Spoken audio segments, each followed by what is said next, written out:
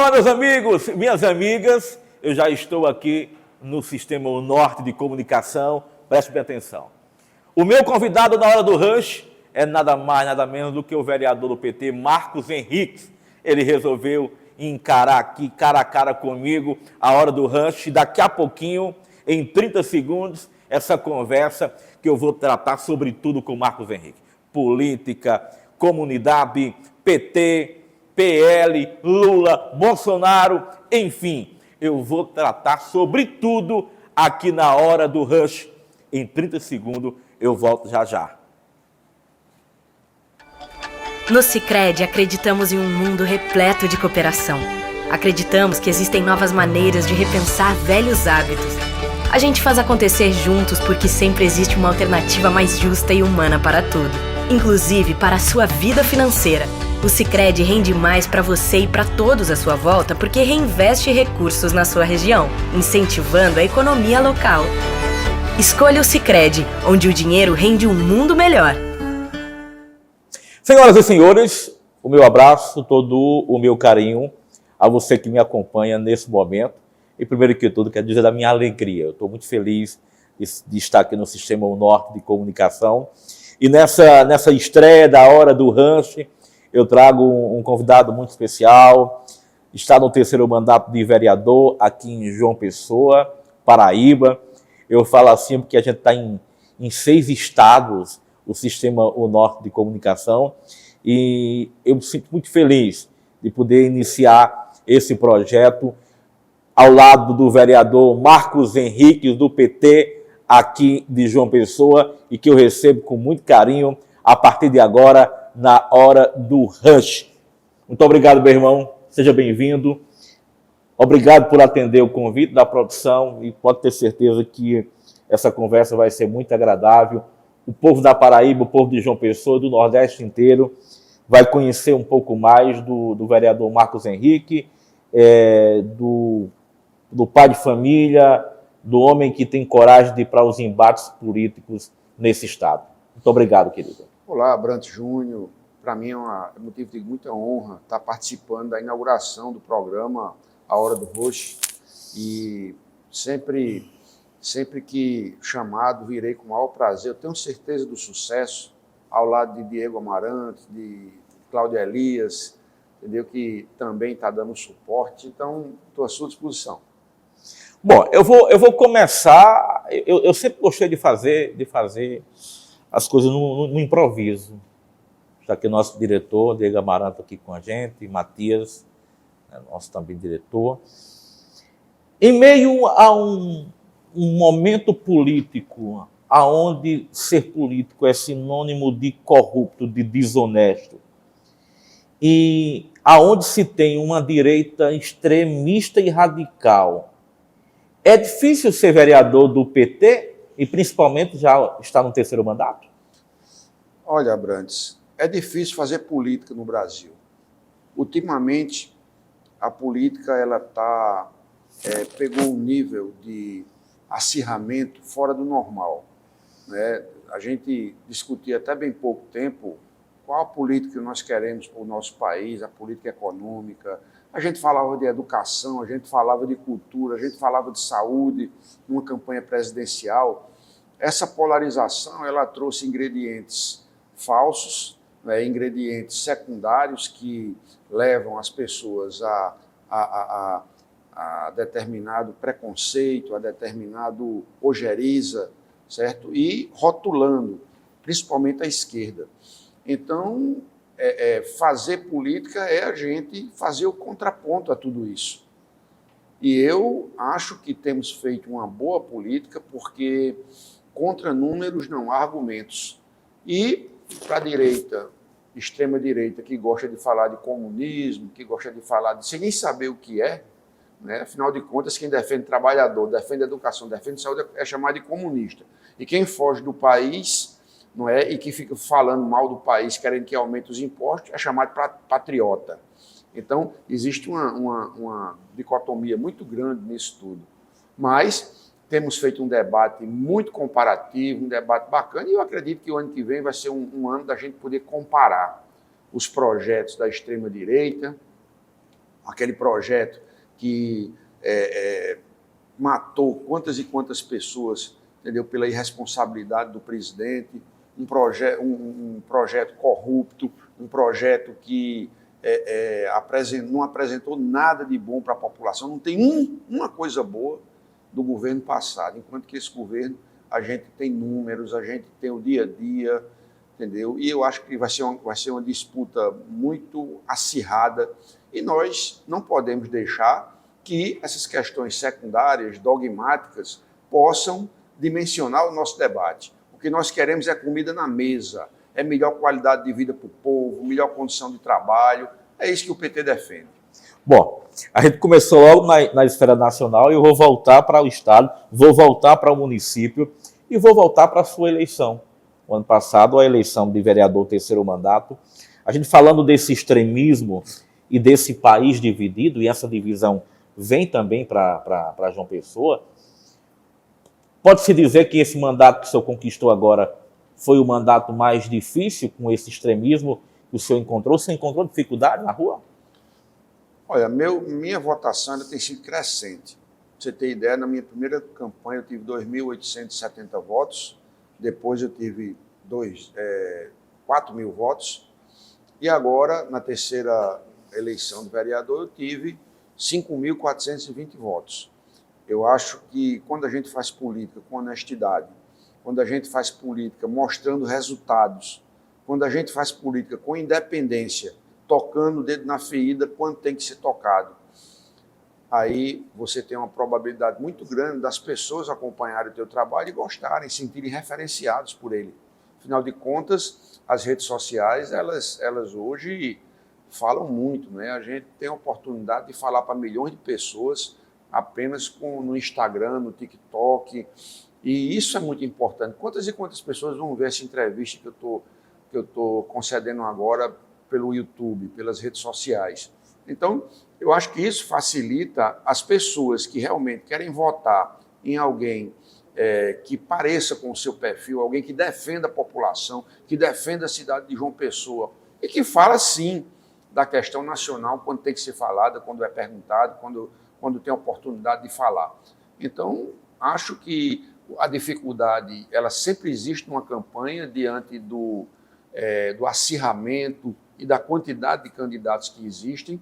No entanto, nós temos uma crescida e acho que isso tem sido positivo. As pessoas têm se referenciado, têm dado o retorno do nosso mandato de maneira muito positiva e nós vamos continuar nessa mesma pegada. Um mandato propositivo, um mandato fiscalizador, um mandato que está próximo à população, quer seja pelo meio ambiente, quer seja pela cultura, quer seja denunciando as unidades de saúde da família. Então, esse trabalho eu não abro mão, é por isso que a gente teve essa votação, penso eu. O senhor acredita que manter essa postura de oposição ao próprio governo Cícero lhe deu um know-how e lhe ajudou a vitória? Sim, eu não faço oposição apenas de maneira pessoal, muito pelo contrário. Eu até acho Cícero Lucena uma pessoa agradável, a gente tem a oportunidade de conversar às vezes. No entanto, a política que ele defende, alguns setores da política me impedem de ter uma aproximação. Que, inclusive, uma parte do PT defende essa linha de governo de Cícero. Mas, por exemplo, você pega a política do meio ambiente. É uma política que eu não concordo, é uma política de concessão indiscriminada de alvarás, é uma política de derrubada de árvore, é uma política que não está fazendo de maneira correta a sustentabilidade do meio ambiente, entendeu? Na questão das unidades de saúde da família, na questão da saúde, na campanha, o prefeito Cícero Lucena prometeu contratar 80 médicos, disse que aquela fila iria terminar. E o que eu lhe mostrei agora há pouco foi um vídeo lá no Parque do Sol de pessoas amontoadas lutando para conseguir uma ficha para ser atendido naquele dia. Enquanto isso, várias pessoas estão indo para casa, voltando para casa, sem conseguir o atendimento. Ô Marcos, mas isso interrompendo o seu raciocínio, me desculpe, mas esse problema de saúde pública ele é um problema generalizado no país inteiro. Isso não é uma argumentação de quem faz oposição só para inflamar esse debate político? Não é uma constante. Tem estados que você não demora uma semana para ter um exame, entendeu? Eu já andei pesquisando isso e saúde pública depende muito da gestão. Sei. Cícero Lucena, na campanha, ele falou, precisamos contratar 80 médicos. Se ele tivesse feito isso, se ele prometeu aquilo é porque tinha condição, certo? Contratou alguns? Até agora não. Então, quer dizer, eu vou fazer a oposição por fazer? Não. Se ele contratar os 800, a fila diminuir, isso tem uma O senhor reconhece? Um reconhecimento meu, uma coisa positiva e melhora. Se ele mudar essa política da serra elétrica, de querer derrubar tudo que é árvore, muda a simpatia, a gente começa a se aproximar, desistir dessa questão da engorda das praias, entendeu? Que ele já reiniciou esses estudos aí. Então, tudo isso faz com que a gente se aproxime. Agora, enquanto isso não acontece, eu não tenho motivo nenhum para ser situação e para me calar diante de tanta coisa que eu não considero positiva, tanta coisa equivocada. Não posso ficar calado diante disso e prefiro manter a minha independência, ficar de maneira muito tranquila, fazendo a minha oposição, de maneira muito responsável também, entendeu? Para poder fazer com que o meu mandato ele seja um mandato que as pessoas olhem e digam assim, não, poxa, eu me sinto representado. Ainda hoje eu estava na Câmara defendendo os cuidadores e cuidadoras. Uma política, um cuidador ganha R$800, entendeu? Não ganha direito a vale transporte nem nada. A gente entrou com um projeto de lei indicativo que aumenta o salário dessas pessoas e dá o vale transporte. Se o prefeito pegar essa minha questão indicativa, esse meu projeto indicativo e aprovar, não vai ter o meu reconhecimento? Claro que vai ter, não só meu, como todos os cuidadores e cuidadoras. O senhor acredita que o prefeito aprova? Mesmo se eu sendo um vereador de oposição, ele teria alguma restrição, mesmo beneficiando um pouco? O senhor acha que, chegando nas mãos dele, ele aprovaria? Brantes, isso aí é uma coisa que ele tem que definir. É uma coisa que aparece muito pai da criança. Sim. Não é? Mas o que já tem mais pai fora o senhor? Não. Nesse caso dos cuidadores, a gente encabeçou essa luta. Agora, eu não faço questão de paternidade, não, sabe? Se ele resolver, os cuidadores sabem no dia a dia quem é que está defendendo eles, entendeu? Essa história de paternidade para sair, não. Se conseguir melhorar a qualidade de vida dos cuidadores e cuidadoras, né, dos agentes educacionais do nosso município, para mim já está de bom tamanho. Ô, vereador, nós temos quanto tempo de produção ainda aí? Deixa eu... Câmara aberta, 4 minutos. Então dá para a gente tratar mais de um assunto. Nesses 12 anos de vereador, primeiro eu tenho observado que o Poder Legislativo ele tem uma rotatividade de projetos de lei e me parece que 20% não são executados, não são cumpridos pelo Executivo. Nesses 12 anos, quais são os projetos que a gente pode destacar que o senhor beneficiou essa capital maravilhosa que é João Pessoa? Olha, primeiro eu destaco a Lei Livardo Alves, que é uma lei que atribui ao município reconhecer, autenticar as obras. Sim. João Pessoa é um dos poucos municípios que, acho que é o primeiro município que pega a sua Secretaria de Cultura e autentica a obra. Isso aí, para o artista Livardo Alves, ele passou 30 anos para ter reconhecido a Marchinha da Cueca, entendeu? Já perto de sua morte, não usufruiu dos benefícios financeiros de uma obra tão divulgada e tão cantada no mundo todo. Então, tem essa lei, tem as minhas emendas, elas falam sobre educação ambiental. A gente tem um trabalho importante no Rio Gramame, entendeu? Que a gente faz de conscientização ambiental. Inclusive, no dia 9, semana que vem, nós temos uma audiência pública para discutir a bacia do Rio Gramame, entendeu? A gente tem aulas de sanfona através de parceria com o Balaio Nordeste. Nós temos cursos de qualificação profissional, nós temos cursos, nós temos espaços onde as pessoas trabalham a saúde mental.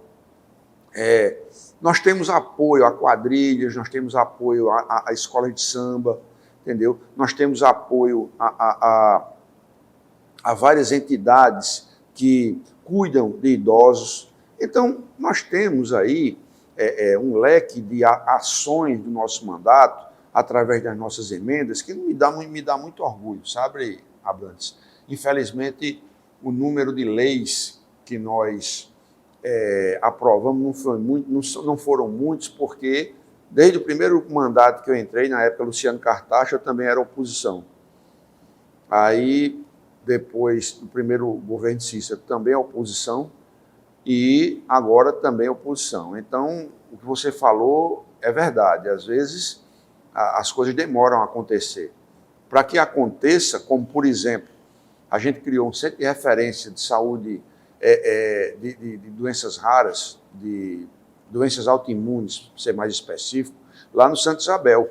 Isso foi uma atividade que nós chamamos todas as pessoas que têm essa doença autoimune, né, e o secretário estava presente e encampou a ideia.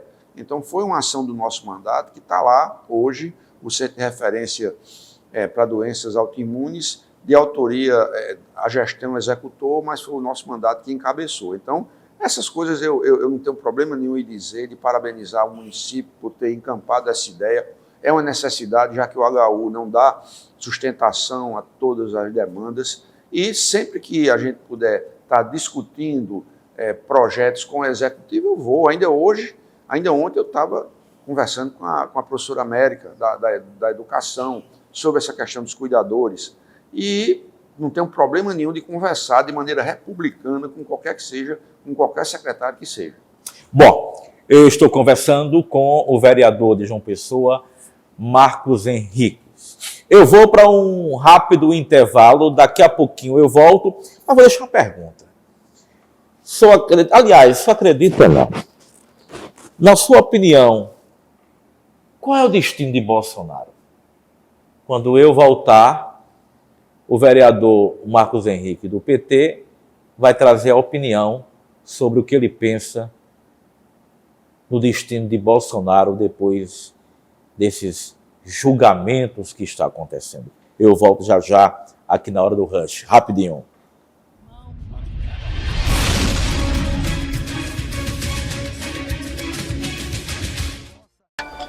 No Sicredi, acreditamos em um mundo repleto de cooperação. Acreditamos que existem novas maneiras de repensar velhos hábitos. A gente faz acontecer juntos porque sempre existe uma alternativa mais justa e humana para tudo, inclusive para a sua vida financeira. O Sicredi rende mais para você e para todos à sua volta porque reinveste recursos na sua região, incentivando a economia local. Escolha o Sicredi, onde o dinheiro rende um mundo melhor. João Pessoa cresce com mais moradia. E a realização de um sonho se torna ainda mais especial quando se participa da sua construção. É um sonho que todo mundo queria, né, realizar, trabalhar aqui e saber que um apartamento desse aqui vai ser meu, né? 791 famílias vai morar aqui, show de bola. Cada tijolo é um passo a mais para mim construir minha própria casa. Agora eu vou poder, né, viver tranquilo, com dignidade com a minha família no apartamento novo. Prefeitura de João Pessoa, cidade em crescimento.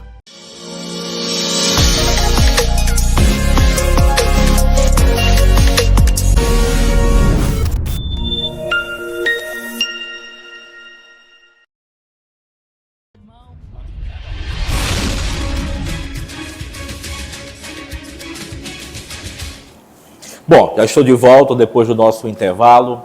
Agradecer aos amigos que estão acompanhando nesse momento, na noite de hoje, a Hora do Rancho. Meu convidado, mais uma vez, é o vereador Marcos Henrique do PT, aqui de João Pessoa. E a gente está tratando de vários assuntos aqui. Na verdade, isso é um bate-papo informal, uma conversa boa, agradável, de dois amigos que se reencontram aqui para falar sobre política e sobre João Pessoa. Marcos, eu lhe perguntava, antes do intervalo, na sua opinião, qual é o fim de Bolsonaro? Olha, Bolsonaro ele deve colher o que plantou, a vida toda. Bolsonaro foi uma pessoa que, durante todo o mandato, ele negou a ciência, ele permitiu corrupção, ele tem várias denúncias de corrupção, ele mexeu na Polícia Federal só porque estavam investigando os filhos. E esse não é o ponto principal. O ponto principal é a questão do dia 8, da concepção do golpe. E não é porque não teve o golpe, porque se tivesse tido o golpe, eu não estava nem aqui. Se tivesse tido o golpe, eu já estava morto, torturado. Certo? Então, como não houve o golpe, houve a tentativa de golpe, precisa ser punido conforme a lei. Precisa ser punido de maneira exemplar. E Bolsonaro, pelos indícios que a Polícia Federal mandou, e agora mesmo ele dizendo que imprimiu a minuta do golpe, então acho que dificilmente Bolsonaro escapa da prisão, que é onde ele deveria estar há muito tempo. O senhor acha que uma prisão de Bolsonaro, com esse país dividido, não pode acontecer um movimento muito forte? Olha, o país... Quando Lula foi preso, houve um movimento muito grande. O Brasil sempre foi dividido. Lula sempre, o PT sempre teve uma banda e a direita não teve vida fácil. Lula foi para o segundo turno com Collor, com Fernando Henrique Cardoso, depois ganhou de Serra, ganhou de Alckmin, agora sempre as discussões muito acirradas. Por quê? Porque existe dois lados no Brasil. Um lado defende o capital, defende a especulação, defende pagar menos juros, pagar menos impostos no Brasil, que são aqueles 141 mil que estão sendo tributados agora no imposto de renda. Esses têm um poderio financeiro imenso e conseguem convencer parte daqueles que estão do lado de cá, daqueles que precisam de políticas públicas, precisam de políticas de inclusão social, precisam de crédito, precisa de moradia, precisa de agricultura familiar. E essas pessoas são 90% pessoas humildes, pessoas pobres, pessoas que ganham menos de 5 salários mínimos, certo? E que acham que são do agro, entendeu? Acham que tem muito dinheiro, acham que são banqueiros e dão um tiro no próprio pé quando apoiam um projeto totalmente voltado para o grande capital, um projeto totalmente voltado para enganar as pessoas, usando inclusive ingredientes religiosos, entendeu? Usando o nome de Deus, quando de Deus eles não pensam, nem nunca pensaram, na verdade. Pensam em si próprios. E no caso de Bolsonaro, nele e na família dele. Então, acho que ele vai estar onde ele já deveria estar há muito tempo, que é na cadeia. Bom, a gente viu naquele momento que a política ela ficou tão estranha que uma ala, por exemplo, dos evangélicos criou uma espécie de ranço com a esquerda. Passado 2 anos, nenhuma igreja foi fechada. O governo conseguiu restabelecer essa relação com os pastores? Olha, o governo tem tentado. Na minha igreja mesmo, a gente ficou um clima muito pesado, entendeu? E a igreja não é lugar de levar divergências políticas, é lugar da gente pedir a Deus que o Brasil ele possa melhorar cada vez mais, a gente ter uma conversa íntima com Deus, com Jesus Cristo. Eu acho que esse, ou com os orixás, ou com Buda, ou com Maomé, que seja a religião que você professar.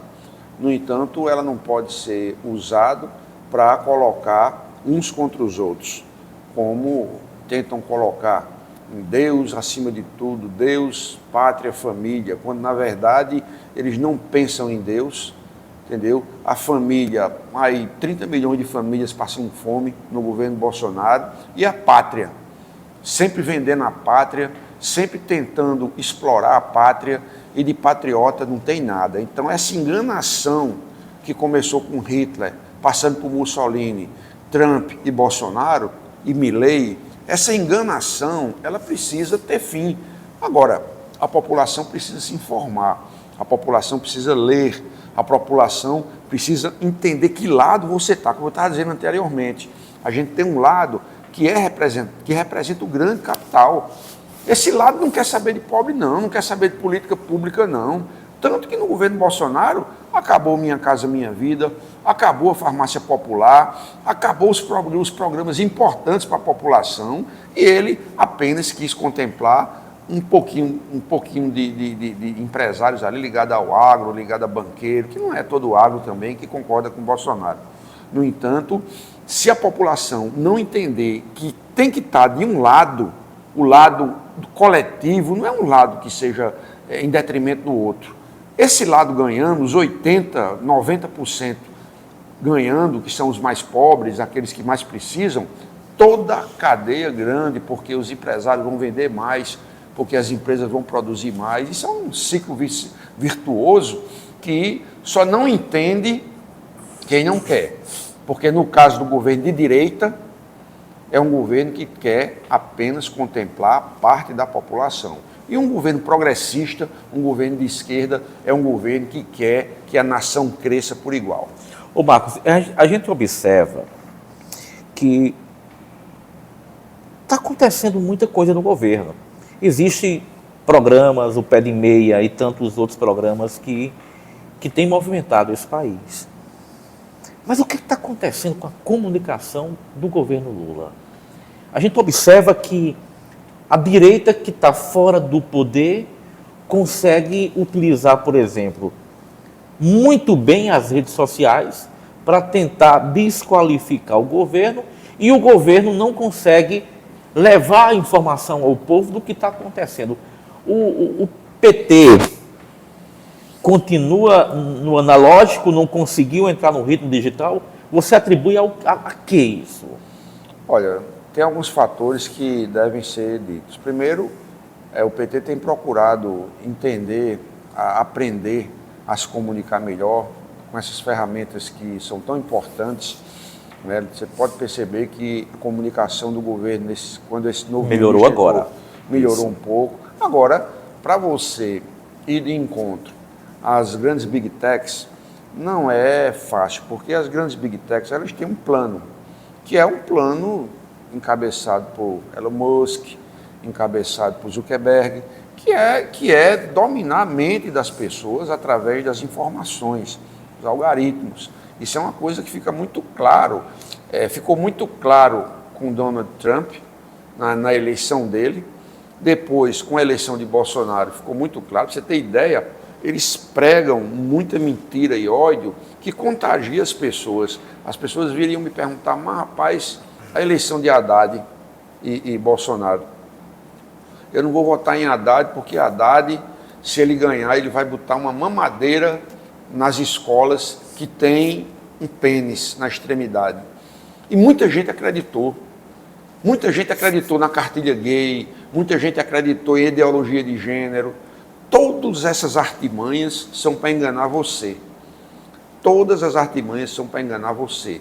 O PT é um partido que respeita todos aqueles e aquelas.